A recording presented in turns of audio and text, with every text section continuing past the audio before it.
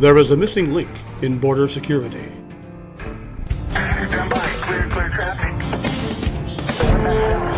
For years, the southern border with Mexico has been a scene of chaos. Hundreds of thousands of people cross the border illegally and are chased by the Border Patrol.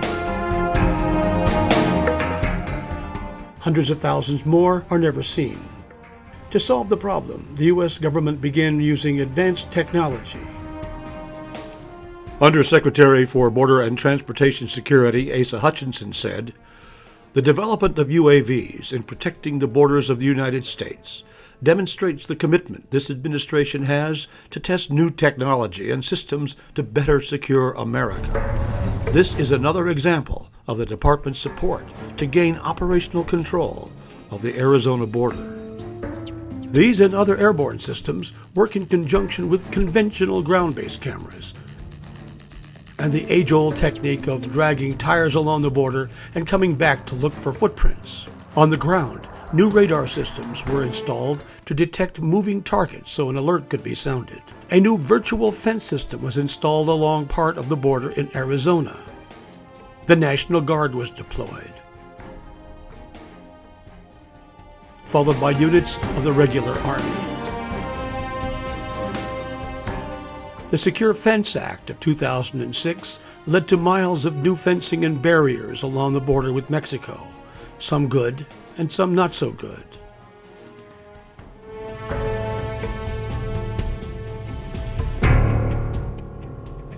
New technology was brought to Arizona to establish operational control of the border.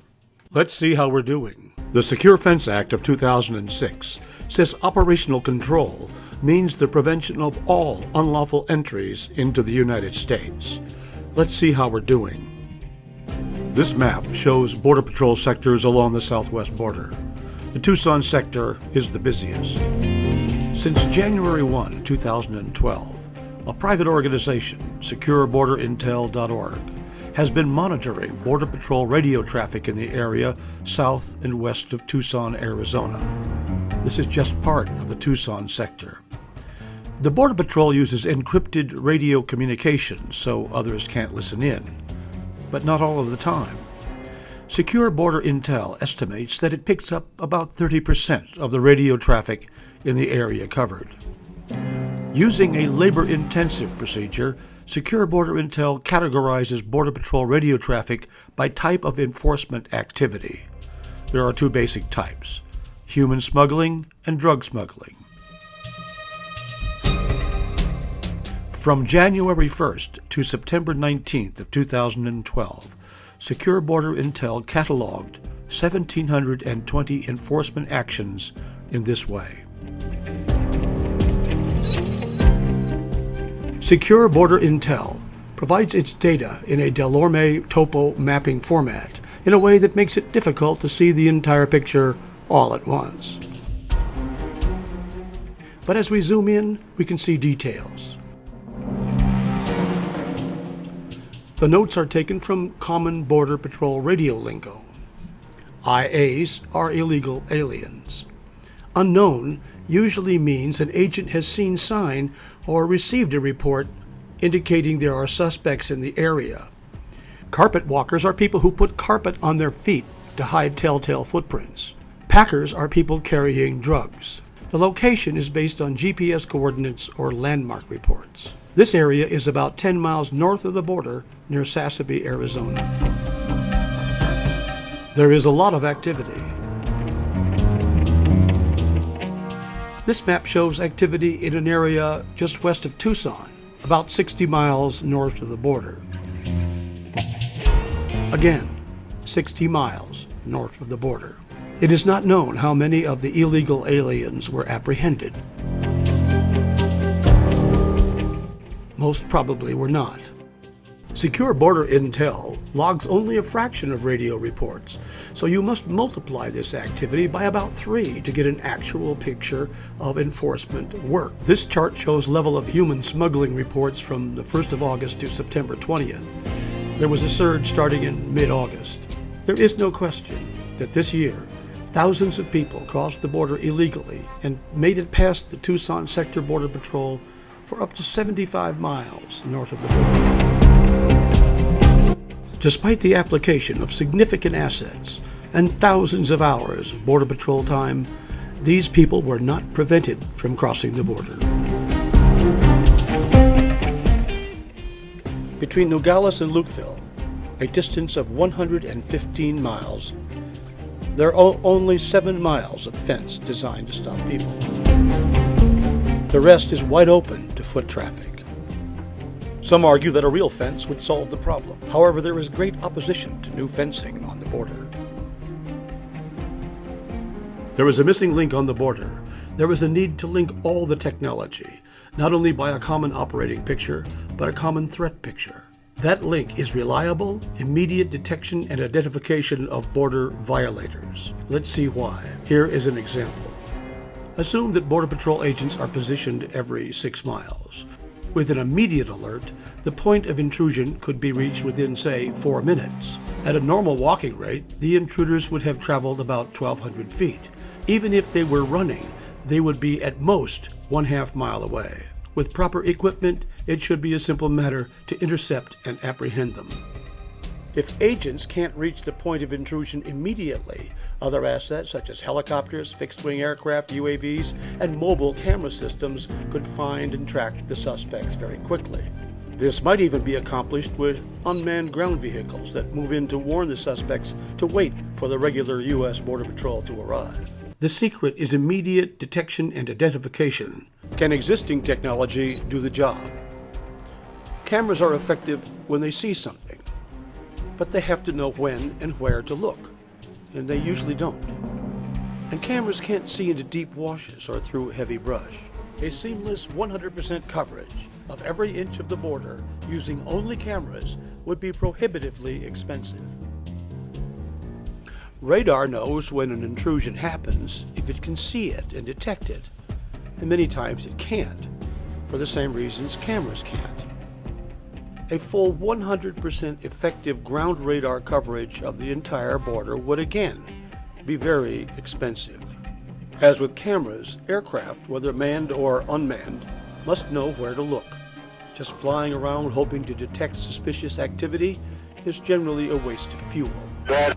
We're not picking up anything. Existing ground sensors might do the job, but according to a study by the Inspector General of the Department of Homeland Security, they are extremely unreliable, with a false alarm rate in excess of 90%. And their coverage is generally very spotty. Here is the missing link. After 10 years of work on the border, a small Arizona company, Border Technology, Inc., has developed Identiseis, a system that detects and identifies border intruders on a continuous, unbroken line with great reliability.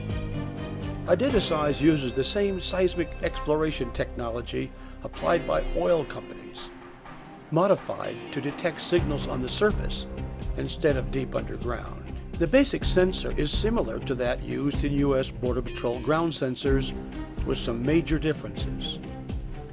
Instead of a single sensor or geophone operating off a battery with a transmitter, Identiseis connects 12 geophones together to operate as one sensor.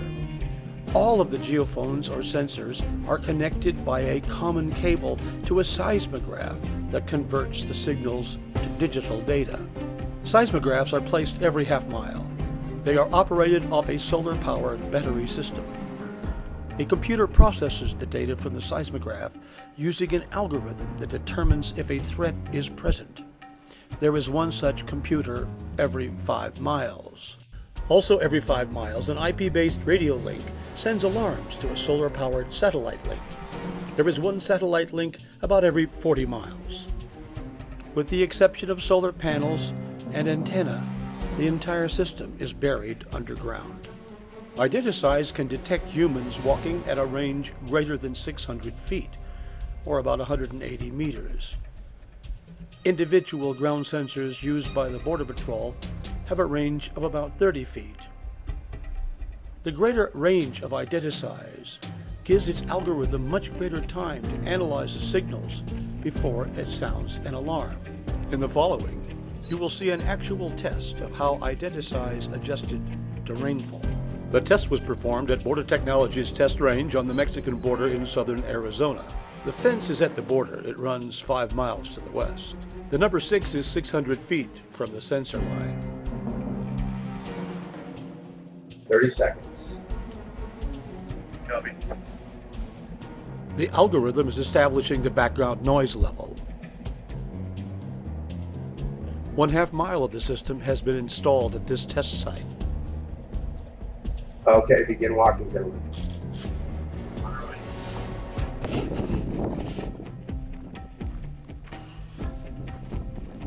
The video camera is IP-based and can be used for live demonstrations.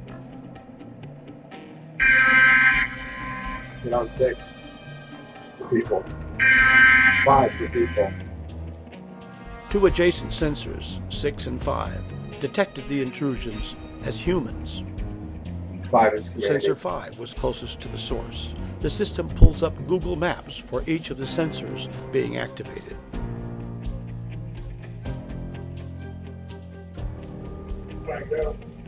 Okay, begin. The algorithm adjusts to changing background environmental conditions.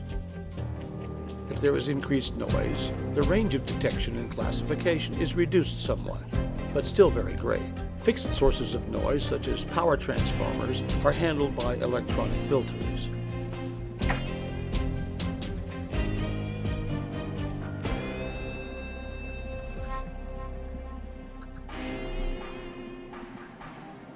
Operators comment that it's kind of cool that the rain did not produce false hits. It's kind of cool. You're not getting a lot of false hits. Just picked you up right now on 5. Good deal. On 300 feet. Identiseis greatly reduces false alarms through the application of advanced digital signal processing and mathematical probability. Users have the ability to adjust certain parameters that control sensitivity.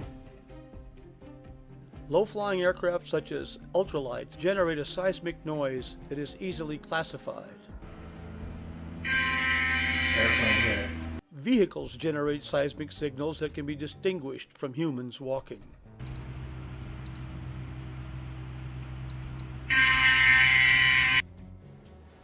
With its long-range detection capability, Identiseis could be used to deter persons from crossing the border in the first place. All major components of the Identiseis system have been proven reliable after years of use by oil companies. The same applies to radio links such as the Motorola Canopy system and the Hughes Satellite Internet link. Under conditions similar to those on the southwest border, Identiseis can be installed for about $100,000 a mile, not including cameras.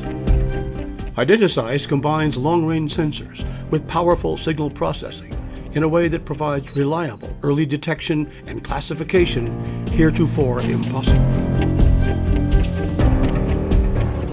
For a low-cost system that is environmentally benign and safe, Identiseis is the answer. For early detection and identification that multiplies the force, Identiseis is the answer. Identiseis is truly the missing link in border security.